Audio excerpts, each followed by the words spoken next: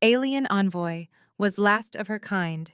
Human guardian's sacrifice broke all the rules. The tavern's air was thick with recycled fumes and the low hum of lost hopes. Marcus Rivera nursed a cheap synthale, absently tracing the faded dragon tattoo on his wrist, a memento from his time with the Earth Rebellion. Hollow ads floated overhead, salvage runs, bounty retrieval, hazardous mining. None offered enough to buy his freedom from this backwater moon. He slouched deeper into the cracked leather of his booth, the scuffed bar counter reflecting the neon wash of the signs above. Every so often, a security drone drifted past, its lenses sweeping the crowd, searching for trouble or opportunity. On this moon, they were the same thing. Marcus took another swallow of his synthale, the chemical tang burning his throat, and let his eyes drift over the crowd. Dock workers with grease-stained overalls, scavengers hawking alien trinkets, and the occasional desperate soul with haunted eyes. A wiry figure in a tailored coat slid onto the stool beside him, cybernetic irises flickering. The man's movements were deliberate, almost too precise. Marcus pegged him as ex-military, or worse, ex-corporate security. "You, Marcus?" the stranger asked, voice pitched low, threaded with the practiced indifference of a professional. Marcus didn't glance up. "Depends." The man's lips twitched into a sly, predatory grin. "I represent a client offering 60,000 credits. Immediate payment." That made Marcus pause. He set his glass down, studying the stranger's reflection in the pitted bar mirror, a thin scar along the jaw, a custom implant glimmering beneath the skin, a sleeve of tattoos peeking from beneath the cuff. Not a man to cross lightly. He met the man's gaze at last, searching for a tell, but found only calculation. "What's the job?" A tablet slid across the bar, its screen flickering to life beneath Marcus's fingers. "Protection. VIP escort. Standard detail." Marcus scanned the data. His blood ran cold at the name. Lyra, last envoy of the Mirathi, the so-called harbinger, the living quarantine, hollow profiles, medical scans, a cascade of encrypted warnings scrolled past. "You're out of your mind," Marcus muttered, shoving the tablet back. "She's wanted by every syndicate and government. People say she carries the Mirathi blight." "Exactly why we need you. You survived the Sirius outbreak, the Tethys siege. You're the only human who—" "I get it." Marcus finished his drink in one long swallow, feeling the last dregs of comfort vanish. "When do I meet her?" The stranger smiled, satisfaction flickering in his eyes, and slid off the stool without another word. 4 hours later, Marcus stood in the sterile docking ring of the orbital port. Antiseptic mist drifted through the air, catching the harsh white lights in ghostly halos. Medics in sealed suits darted about, scrubbing down equipment, their movements ritualistic, rehearsed. The metallic tang of a disinfectant clung to everything. Doors hissed open at the far end, releasing a curl of cool vapor. Out stepped Lyra. She was tall, willowy, her presence both fragile and commanding. Her skin, a vivid green, glimmered with swirling darker markings that shifted subtly in the harsh light, almost alive. Her hair, a wild, mesmerizing cascade of purple, framed a face sharp with intelligence and wary poise. Golden eyes, ancient and unyielding, swept the docking bay with practiced vigilance. "You are the human assigned to me," she said, voice clear, yet weighted with the sorrow of a lost people. The syllables curled through the silence, drawing every gaze in the room. "Marcus Rivera, I'll be your bodyguard." She studied his battered coat, the scars mapping his cheek, the blaster slung low at his hip. Her lips curled in faint distaste, a flicker of condescension. "They said you were skilled. You look more like a ruffian." "Sometimes that helps." Marcus grinned, letting bravado mask his nerves. For a heartbeat, her golden eyes danced with a spark of amusement before her mask returned. The medics, usually brisk and businesslike, now hovered at a wary distance, as if she radiated danger. Without thinking, Marcus stripped off his glove and extended his hand, palm open, fingers steady. Nice to meet you, Envoy. The entire bay seemed to freeze. Lyra stared at his hand as if it were a weapon, her skin flaring brighter, casting emerald shadows. He caught a scent, crushed leaves after rain, wild and sharp. Slowly she reached out, her own hand trembling slightly, and took his. The contact was electric, her skin warm, textured like velvet and stone, the sensation intense for her heightened senses. She flinched, surprise and something deeper flickering in her eyes.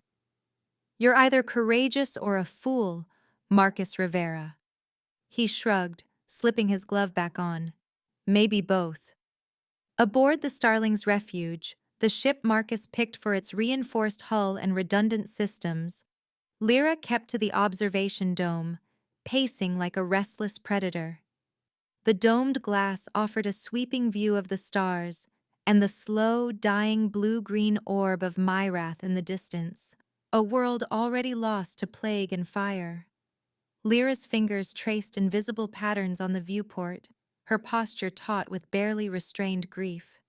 Marcus cleaned his sidearm in the corridor outside, the rhythmic click of the mechanism steadying his thoughts. He kept one eye on the ship's sensors, the other on the closed hatch. The silence was brittle. Your kind is so blunt, Lyra observed suddenly, her voice drifting through the comms.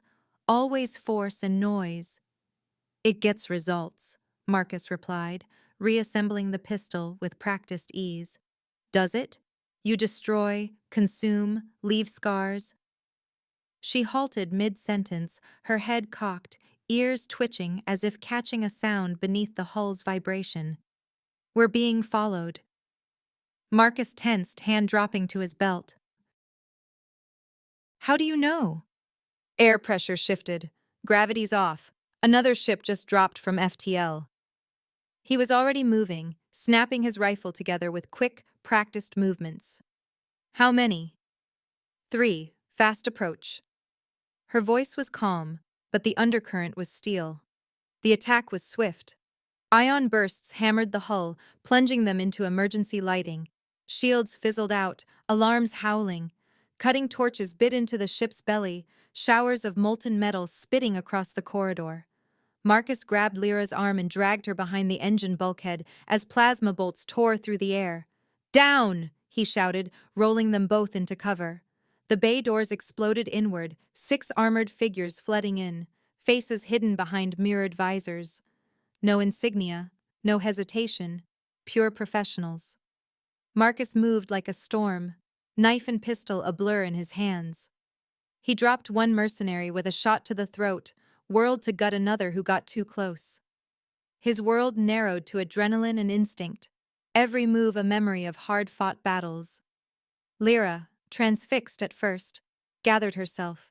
She reached into the ship's hydroponics controls with trembling hands, lips moving in a Marathi prayer. Vines burst from the vents, thick and wild, snaring one attacker by the legs and wrenching him off his feet. Marcus finished him with a clean shot, eyes meeting Lyra's across the chaos. Afterward, the corridor was a ruin of scorched metal and spilled blood. Marcus slumped against the wall, breathing hard, blood seeping from a graze along his ribs. Lyra knelt beside him, her touch impossibly gentle as she examined his wound, her fingers hovering just above the torn fabric, senses reading the damage like braille.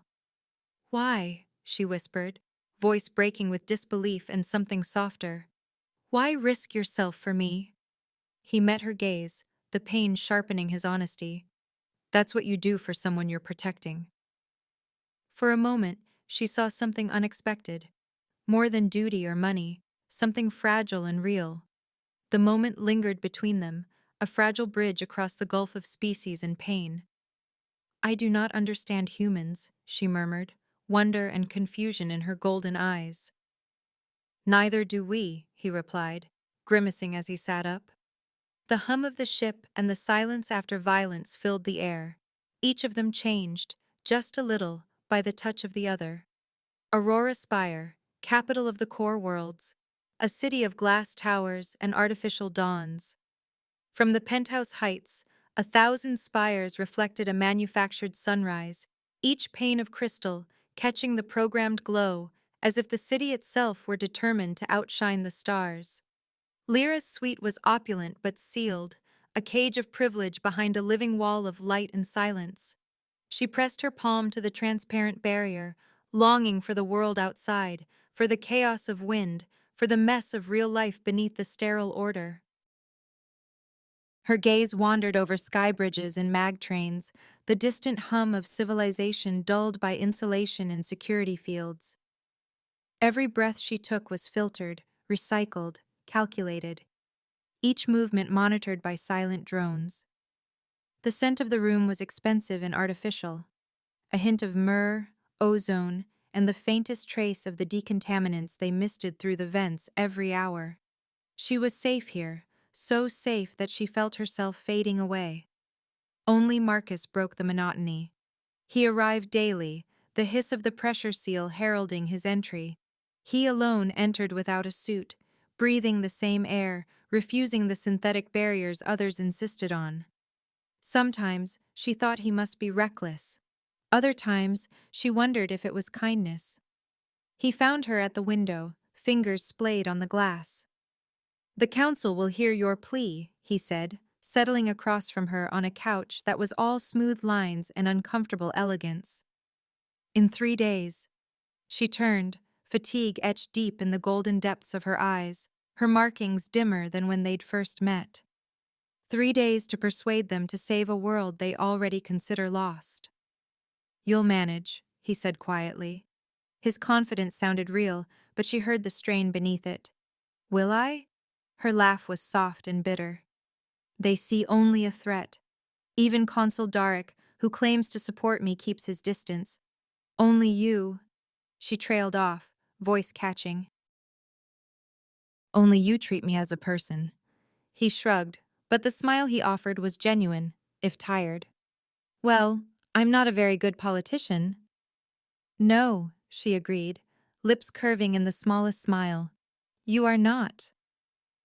The days blurred together, a haze of isolation, diplomatic briefs, and endless circular negotiations. Marcus was her anchor, returning each day like clockwork, sometimes with news, sometimes with bad coffee, always with the grounding presence she craved. He was her only real contact, the only person to look her in the eye without fear or calculation. On the second night, she waited for him by the narrow table, shoulders hunched, a blanket drawn tight over her slender frame. She let the covering slip, revealing raw, angry patches on her green skin where plasma burns marred the swirling patterns. Her voice was barely more than a whisper. "I need to treat these," she said. "But I can't reach." He hesitated only a moment before crossing the room and kneeling beside her. "I can help." She handed him a vial of iridescent salve, her hands shaking with vulnerability. "Gently. My skin is sensitive." He nodded, unscrewing the cap and dabbing a small amount onto his fingertips. The balm smelled sharp and sweet, like crushed mint and midnight rain. His touch was careful, reverent, as he massaged the salve into her shoulders and down the lines of injury on her back. The intricate markings seemed to pulse beneath his hands, shifting with each careful pass. "Like this?" he asked, his voice low and unguarded. "Yes." The word was a sigh, barely audible. She shivered, the glow of her skin intensifying, casting rippling emerald light onto the wall. He worked slowly, following the map of burns, feeling the tension drain from her muscles beneath his touch. The silence between them was thick with unspoken questions. His hands moved lower, gentle along the path of injury, and she turned to look at him, her defenses crumbling. "I'm dying, Marcus," she said, her voice breaking. "My world is dying. How can you find beauty in that?" He met her gaze, searching for words and finding only truth. "Because you're here. Because you're still fighting." The words undid her. She pressed her forehead to his, eyes closing, letting the moment wrap around her like a shield. "I don't know how to do this," she confessed, voice trembling with the force of her uncertainty. "Me neither," he admitted, his own voice raw. "But we'll figure it out." For a long while they remained like that, two lost souls sharing a fragile peace in the center of the city's storm. Later, after Lyra slept, Marcus slipped out of the penthouse and down through Aurora's levels, trading the gleaming halls of the elite for the shadowed arteries below. Down here, the city's pulse was quicker, its secrets less well kept. He moved with purpose, blending into the press of bodies and the flicker of neon, until he reached a dim alcove behind a noodle stall. A man waited, jacket zipped to the chin, irises flickering with augmented code. Pex Glint Varro, his oldest surviving friend and the best hacker this side of the rim. Marcus leaned against the wall, arms folded. "Glint." The hacker grinned, sharp and lopsided. "Marcus Rivera, thought you'd finally gone straight." "Not even close." Marcus glanced over his shoulder, lowering his voice. "I need answers. About the Marathi blight." Glint's expression sobered. "You're playing with fire, Marcus. The blight, it's no accident. Zenith Dynamics engineered it. Planet-clearing tech for colonization. Lyra's not just a survivor, she's a conduit. The blight's consciousness can focus through her. They want her alive." The word struck Marcus like a fist to the gut. "Zenith? I thought, Darek?" "Consul Darek's dirty, Marcus. Zenith's got him on their payroll. The council hearings, the security. It's all for show. They want Lyra to harness the blight, not cure it." Marcus exhaled, jaw tight. "You're telling me I've been walking her into a trap?" Glint's voice was soft. "You still are. What will you do?" Marcus didn't hesitate. "Protect my client, no matter who I have to cross." Glint nodded, respect flickering in his gaze. "Watch your back, old friend. They won't hesitate to burn you both." Marcus left the Undercity with his mind racing, heart pounding in his chest. The city above felt colder, its lights more distant, as he rode the lift to Lyra's suite. He found her at the window, standing in a halo of false sunlight, her face carved with hope and dread. He didn't bother with preamble. "The blight. It's a weapon. Zenith made it. They want you to control it, not cure it." She staggered, a hand flying to her mouth, grief and betrayal breaking over her in waves. "You knew?" Her voice was a thread, tight and wounded. "I didn't," he said, stepping closer. "But even if I had, I'd still have taken the job, after meeting you." She broke then, her knees folding beneath her as she sank to the floor. Marcus was at her side in an instant, wrapping his arms around her, holding her through the shudders of pain and rage and despair. Her markings flickered wildly, the light unsteady. "What now?" she whispered, voice raw. "We run, before they can take you." "And go where?" Her question was honest, hopeless. "Somewhere safe, somewhere new." He lifted her chin so she had to see the certainty in his eyes. "We'll find it, together." She shook her head, tears streaking her cheeks. "Why would you risk this for me?" He hesitated, heart pounding. The truth was simple, terrifying. "Because you matter." The words stole the breath from her. She reached for him, her touch hesitant, searching. He held her as she wept, her sobs quieting in the shelter of his arms. When her tears stopped, she looked at him, longing written in every line of her face. "I don't want to die alone." "You won't," he promised, voice steady as he brushed the hair from her face. "Not while I'm here." She kissed him then, fierce and trembling, pouring hope and sorrow and every last secret into the touch. He tasted her desperation, her trust, and something inside him shifted, settling into place. "This is madness," she said, breathless against his lips. "Yeah," he agreed, forehead pressed to hers, their worlds colliding in the hush between heartbeats. "But it's ours." The alarm shrieked at 4:12, slicing through sleep. Marcus was upright in an instant, sidearm in hand, heart pounding in the hush before chaos. Red emergency lights strobed across the suite, throwing jagged shadows across the walls. Lyra sat up beside him, her markings flaring bright gold and emerald, voice tense but steady. "What is it?" she asked, scanning the corners for threat. "They know. Someone traced my meeting with Glint." Marcus's mind raced. Faces in the crowd, cameras in the Undercity, connections he'd overlooked. His grip tightened on the pistol. Steel shutters slammed down over the windows, the heavy clank echoing through the penthouse. The doors hissed as security protocols locked them in, bolts sliding into place. Red lights chased each other across the ceiling, flashing warnings in half a dozen languages. "They've locked us in," Lyra murmured, her golden eyes wide but clear. Her voice carried the weight of inevitability. Marcus took in their prison, the seamless glass, the reinforced walls. "Then we go out the window." She turned to him, incredulous. "We're 100 stories up." "I know." He was already moving, stuffing essentials into a worn pack. Weapons, data pads, the small first aid kit Lyra had grown to trust. "But if we wait here, we're dead. They'll breach soon." A tremor ran through the floor, heavy boots in the corridor, muffled commands. Marcus and Lyra exchanged a look, a silent pact. They moved with purpose, slipping from the bedroom into the main suite, ducking beneath the eye of a surveillance drone. Marcus checked the hallway, then motioned Lyra forward. The tension between them was a live wire.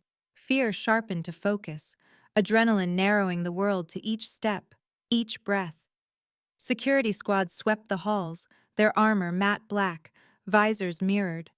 Marcus pressed Lyra against a marble column, holding her close as the patrols passed, their voices distant but growing nearer. The rooftop garden was their goal, the only place with both open air and a chance at escape. They slipped through service corridors, skirting laser tripwires and automated defense turrets.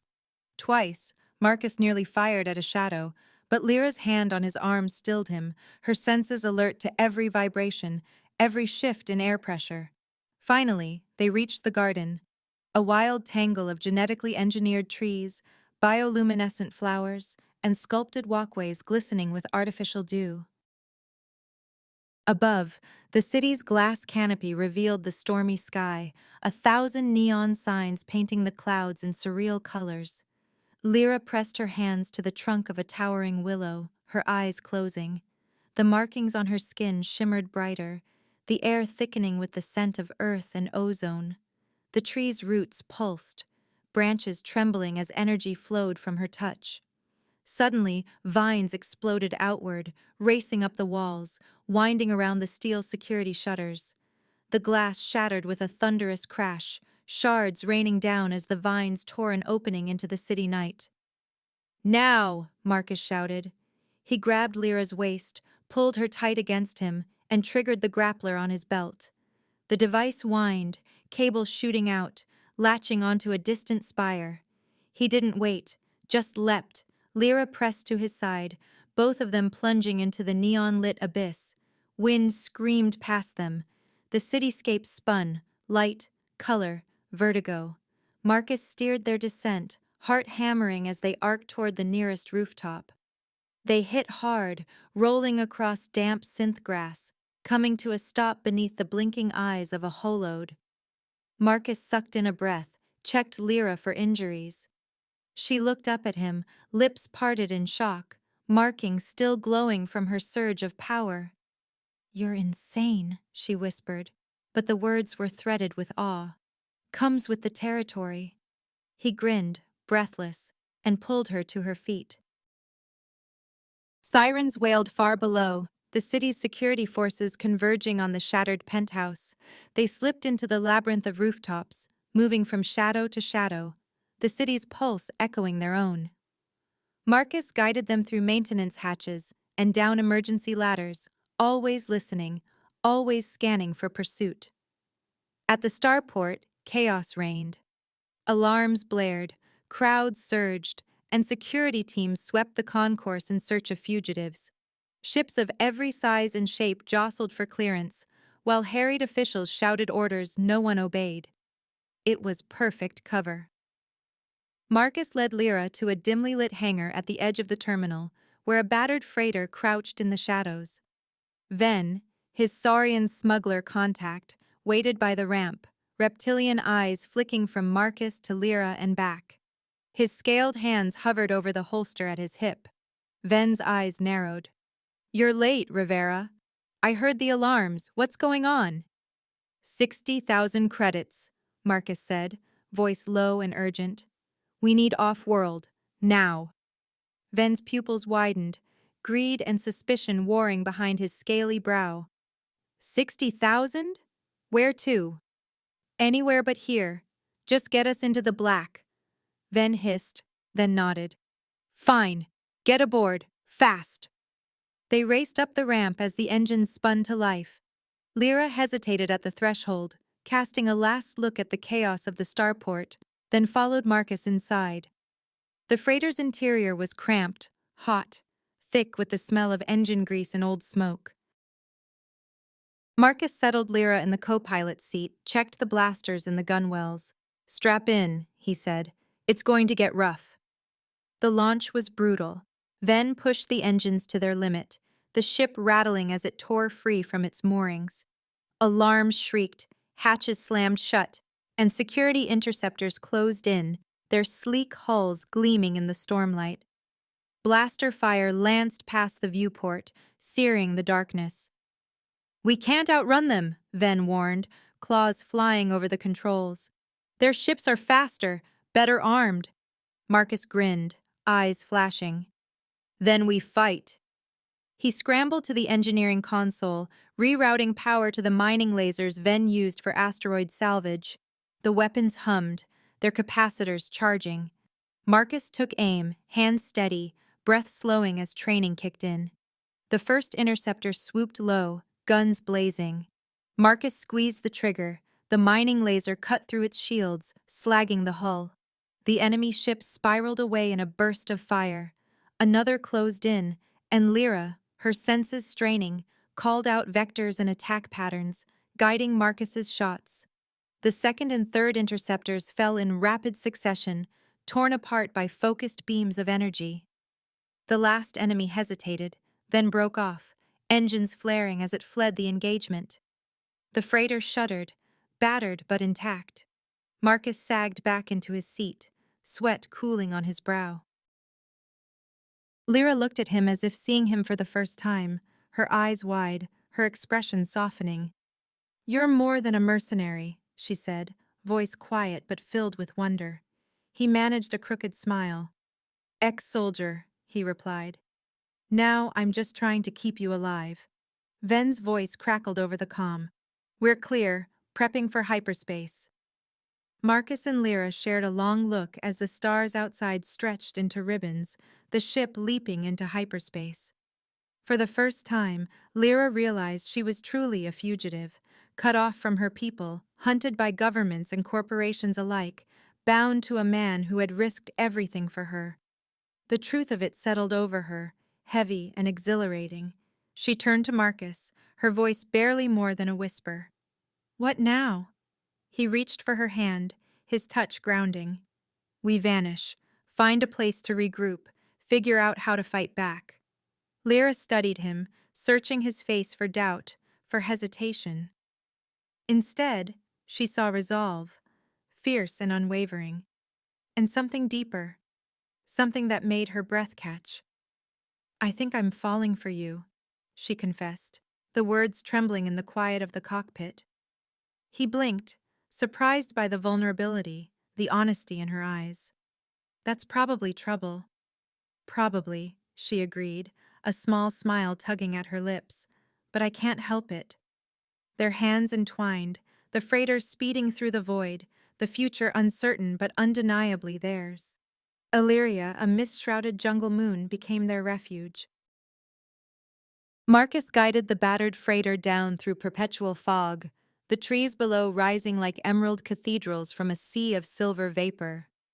They found the outpost by accident, a scar of old metal and glass half swallowed by vines and moss, forgotten by every map. Its towers leaned, but the fusion generator still thrummed somewhere below, and the sensor dampening field flickered weakly across the canopy. They made their home in the underground levels. Lyra moved through the outpost's shadowed corridors with a strange ease, her luminous markings reflecting on damp ferrocrete, her steps more confident with each passing day. Here, no one watched, and no alarms blared. The place was silent except for distant birdsong and the low, constant rush of a waterfall hidden nearby. Power still flowed, enough to keep them warm, to light the hydroponics lab where strange fruits glowed in the dark, to play old music that echoed softly through the halls. Marcus repaired broken doors and fixed what he could, rigging old security systems to warn them of any approach. Most days, though, he found himself simply watching Lyra as she rediscovered a life that was more than survival. She flourished here. Her skin's markings brightened each morning, curling and shifting in vibrant gold and viridian as sunlight filtered through broken skylights. Her movements lost their caution. She danced in the rain, chased darting jungle birds, and sang to the vines that curled through shattered windows. For the first time since exile, she seemed at peace. One afternoon, Marcus followed her outside, through the thick curtain of mist and into the heart of the jungle. Lyra stood beneath the waterfall, the cascade pounding her shoulders, her head tilted back, arms outstretched. Her skin glimmered, and the water turned iridescent as it traced the patterns that marked her as Merathi. "It's beautiful," she said, voice echoing off slick stone. She looked at him over her shoulder, the spray catching in her hair, her eyes gold and wild. Marcus stepped closer, boots sinking into moss. "It's not your home," he replied gently, remembering the aching stories she had told him of Myrath's crystal forests and living rivers. She smiled, wistful but resolute. "No, but it's alive. That's more than most worlds." He watched her for a long moment, letting her words settle. The waterfall's thunder filled the silence between them, a sound so raw and real that it washed away the last traces of their flight. Together, they walked back to the outpost, side by side. Days slipped past in a new rhythm. They shared quiet meals of foraged fruit and hydroponic greens, sat together in the outpost's control room, watching storms roll over the jungle, fell asleep to the sound of rain and the steady heartbeat of Illyria's living world. The fear of pursuit faded, replaced by something deeper, an intimacy woven from shared silence and gentle laughter, the comfort of a presence that did not judge or demand. One night, as twilight seeped through the broken skylights, Lyra found Marcus on the balcony, fixing a battered comm unit. She took his hand in hers, her touch warm and sure. "I've been thinking about fighting back," she said, her thumb tracing the faded tattoo on his wrist. "The blight is sentient. If I reach out, maybe I can reason with it." Marcus stiffened, worry creasing his brow. "That's risky." "Everything we do is risky." She squeezed his hand, grounding him. "But it's our only chance. If I can speak to it, convince it to leave, maybe Myrath, maybe the other worlds, can heal." He set the comm aside, rubbing a hand over his face. "I can't lose you. Not after all this." She stepped closer, wrapping her arms around his waist, resting her head on his shoulder. "You won't. But trust me, I have to try." He turned in her embrace, searching her face for doubt, for anything that might let him convince her to stay safe. All he saw was determination, and a love as fierce as his own. "I love you," he said, voice rough, the words pulled from someplace deep. She smiled softly, tears gleaming in her eyes. "That's the most human thing about you." She kissed him then, slow and deep, pouring all her hope and terror and promise into the space between them. He held her as if anchoring himself to the world, feeling the truth of his own vulnerability in her touch. The jungle outside sang with night creatures, and the waterfall's music became their witness.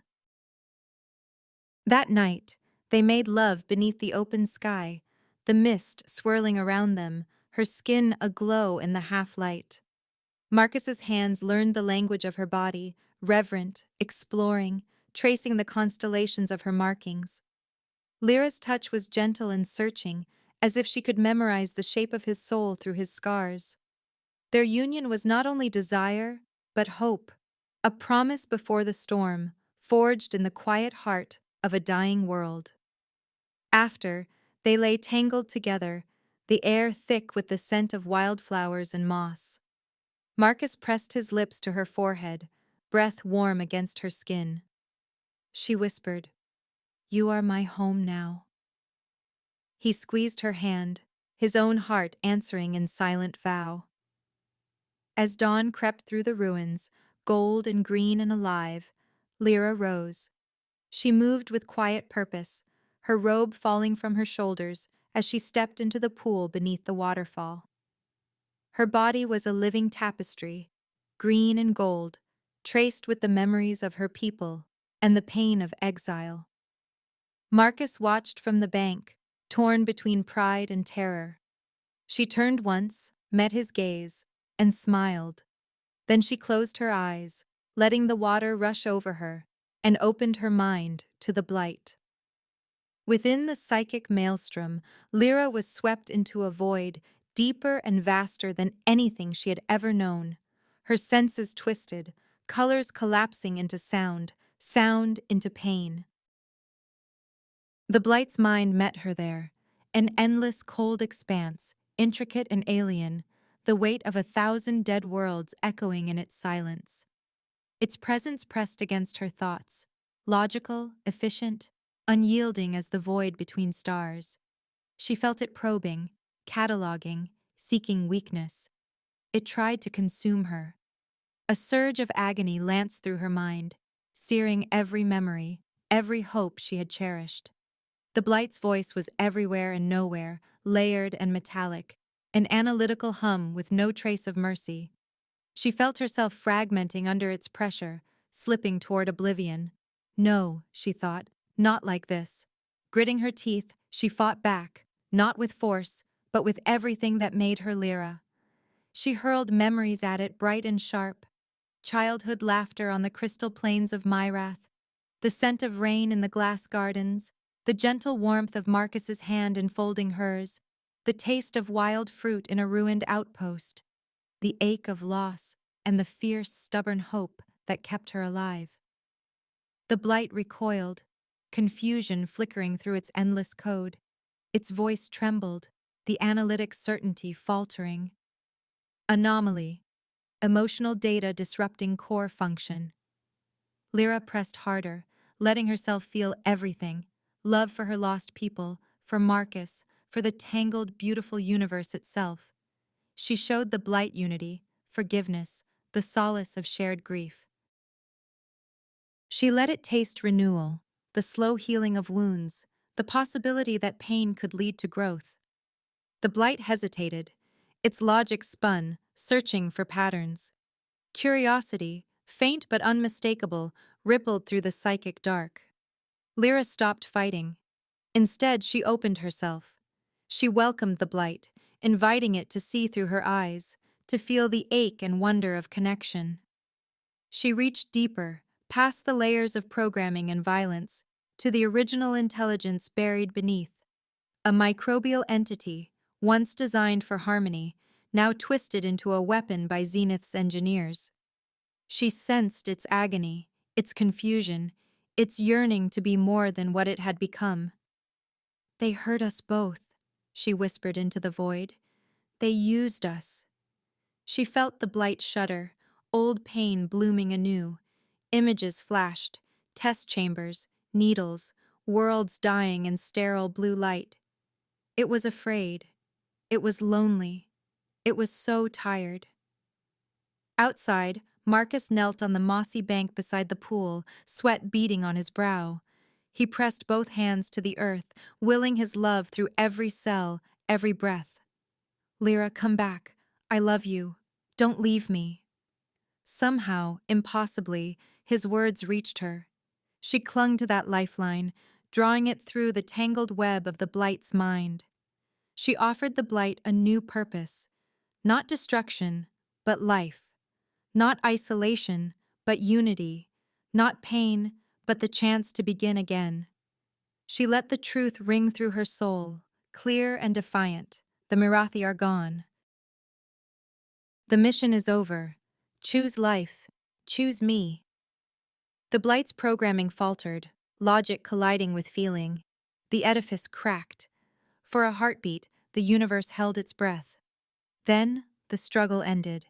The cold retreated. Lyra felt herself whole again, and something more.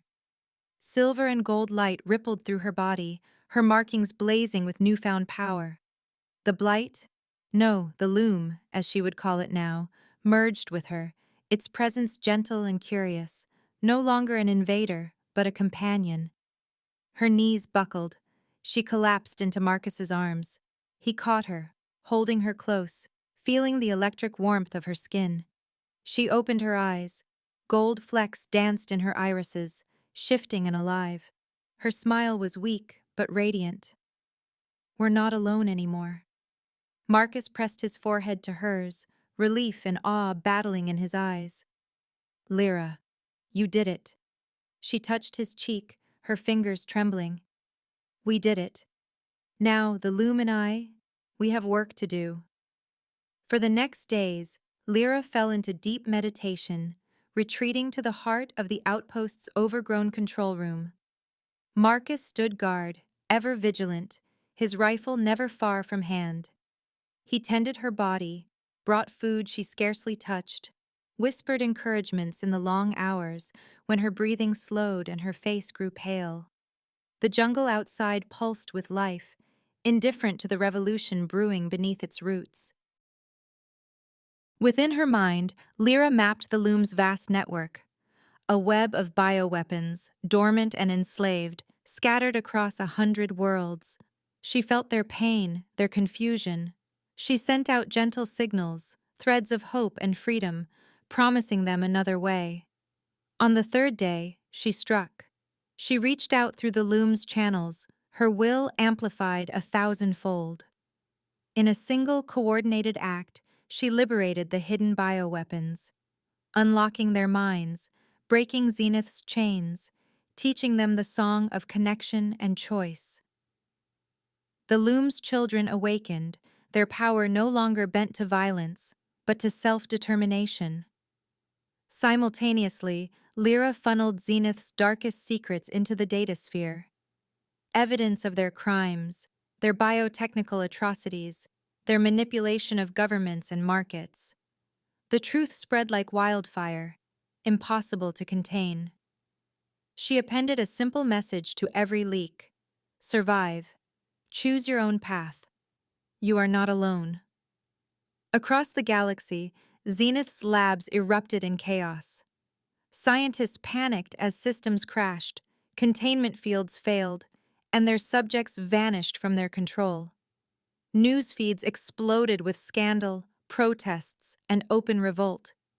Consul Darek, cornered and exposed, fled into the shadowy corridors of power, vowing revenge with every breath. Marcus watched the news unfold from a battered screen in the outpost, his hand resting on Lyra's shoulder. You did it, he murmured.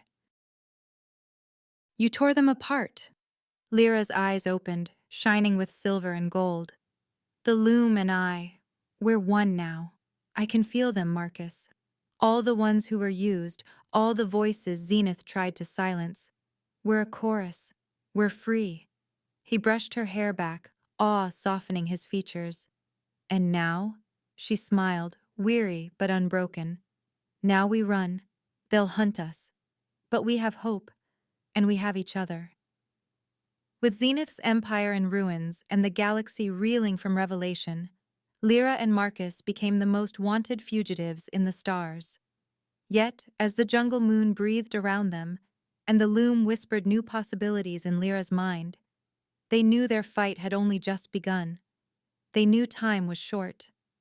The jungle air on Illyria pressed heavy with impending storm, the mists curling low, as if the world itself mourned what was coming. Marcus sat beside Lyra beneath the ancient canopy, the loom's gentle song a quiet pulse in the back of both their minds. Tension coiled between them, not of fear, but of inevitability. Marcus brushed her hair back, fingers trembling with resolve. "We can't wait any longer. Zenith's hunting us. They'll come for you first, unless I give them something else to chase." She shook her head, pain flashing in her golden eyes. "I'm not leaving you. Not after all we've done, all we've lost." He cupped her face, voice soft and fierce. "You're not leaving me. I'm buying us time. I'll draw their hunters out. Be the bait. You're the hope, Lyra. You're what matters now." Anger sparked in her, then sorrow. "You always think it's you who has to bleed." He smiled, bittersweet. "Old habits, but this is the only way. The loom can't risk you. Not now." She pressed her forehead to his, the loom's glow threading between their thoughts, binding memory and longing and fear. "Promise me you'll survive." "I'll do my best," he whispered, and meant it. Their last night was a tangle of tenderness and desperation. They made love beneath the waterfall, letting the water bear away their worries for one fleeting hour. The loom pulsed between them, amplifying touch and sensation, fusing their hopes and fears. In the heart of the jungle, their bodies moved in perfect harmony, the divide between human and Myrathi dissolving in a union that was fierce, gentle, defiant. Each kiss was a promise, each caress a memory to outlast the dark. At dawn, before the sun had burned away the mists, Marcus dressed in silence, strapping on battered armor, checking every round and knife with ritual care. Lyra watched him, her fingers tracing old scars, new lines of worry on his face. She stepped into his arms. "If you die, I will come for you." He kissed her, fierce and grateful. "If I fall, I'll wait for you. Somewhere." He left without looking back, blending into the emerald haze. An hour later, the roar of engines split the dawn. Marcus's ship rose above the trees, flares streaming behind it, broadcasting a false loom signature, a flare in the dark for Zenith's hunters to chase. The trap sprang almost at once. Interceptors screamed down, missiles flashing. His ship bucked and burned, careening through cloud and fire. Marcus fought every second, buying Lyra what time he could. He saw the ground rushing up, the world spinning, and braced for the end. Flames, then blackness. Voices, cold and metallic, tearing him from oblivion. Restraints bit into his wrists. He was alive, barely, but captured, not killed. They needed him as leverage, as bait for something greater. Far away, in the ruined outpost, Lyra's meditation fractured. Pain lanced through the loom. She saw Marcus's fall, felt his agony, tasted the copper tang of his blood and the stubborn thrum of his heart. He was alive, but trapped. Fury and hope surged through her, equal and unstoppable. She reached into the loom, her mind unfurling in a burst of green and gold. "Guide me," she commanded, and the network answered, linking worlds and machines, senses leaping star by star. She crossed the void in thought, moving faster than any ship, slipping through the cracks of Zenith's nets. Above the fortress moon where Marcus was held, Zenith's fleet hung in silent formation. Lyra arrived in a storm of energy, the loom whispering through her veins. She spread her hands, fingers blazing, and the fleet systems shorted and screamed. Drones fell from the sky. Power grids flickered and failed. Zenith's warships drifted, helpless. She slipped through the prison's shattered perimeter, a shadow of light, passing cameras and guards with inhuman speed. She found Marcus in a cell of hard glass and steel, his face bruised but unbowed. He blinked, hope blooming in his battered eyes. "You came." She smiled, breaking the locks with a thought. "I promised I'd find you." His arms went around her before she could speak, the loom's warmth surging between them. For a moment, the universe was only the two of them. Together they stormed through the prison's heart, guards falling back in fear. They found Darek waiting, old, desperate, the last mask of Zenith's power. He raised a weapon, but Lyra stopped him with a glance. She didn't strike. Instead, she opened her mind, pouring the Myrathi's sorrow and love into him. "Feel what you've done," she said, voice ringing with the loom's resonance. Darek staggered, pain and loss overwhelming him. He dropped the gun, falling to his knees, the illusion of power crumbling. "What are you?" he whispered. "Not a weapon," Lyra replied. "Not anymore. I'm what you tried to destroy, hope." With Darek broken, Zenith collapsed in on itself. The guards fled, systems failed. Lyra and Marcus walked out together, battered but unbroken, and returned to the Starling's refuge for one last journey. They set course for Myrath, the homeworld, abandoned and blighted, orbiting in silence. The land was cracked and gray, the air heavy with sorrow. Marcus helped Lyra down the ramp, his hand steadying her as she gazed at the ruined horizon. "This is your world," Marcus said softly. She nodded, tears of light streaming down her cheeks. "I am the last Myrathi. This is my world. I must heal it." He watched her walk into the dust and ashes, every step burning with purpose. At the planet's heart, she knelt, pressing her palms to the soil. The loom flared within her, life and memory and pain, a force older than language. She poured herself into the ground, her body dissolving into radiant energy, green and gold, hope and love, spiraling out in waves that set the world trembling. Flowers erupted where she knelt. The gray land shivered and turned green. Rivers burst from stone, and the air rang with new life. In the center of it all, where she had stood, a single glowing seed pulsed. A promise, both farewell and beginning. Marcus fell to his knees, grief and awe crashing over him. He pressed the seed to his chest, feeling her warmth in every heartbeat. Around him, Myrath bloomed anew, every leaf a memory, every breeze a whisper of her voice. He stood at the edge of the living world, sunlight breaking through the clouds. He was no longer just a soldier, but the man who loved a legend, who defied fate, and who now carried her memory into the stars, a love that changed everything and healed a world. That's the end of the story. You can leave us a tip or become a channel member. This greatly helps our team improve the quality of our videos. You can send a tip using the Super Thanks button right below the video. We truly appreciate each and every one of you who has subscribed and supported us. Please do not forget to subscribe to our channel, like the video, and write in the comments what you liked most about this story. Our team will be very grateful to you. You can find even more fascinating stories on our channel. See you in the next video.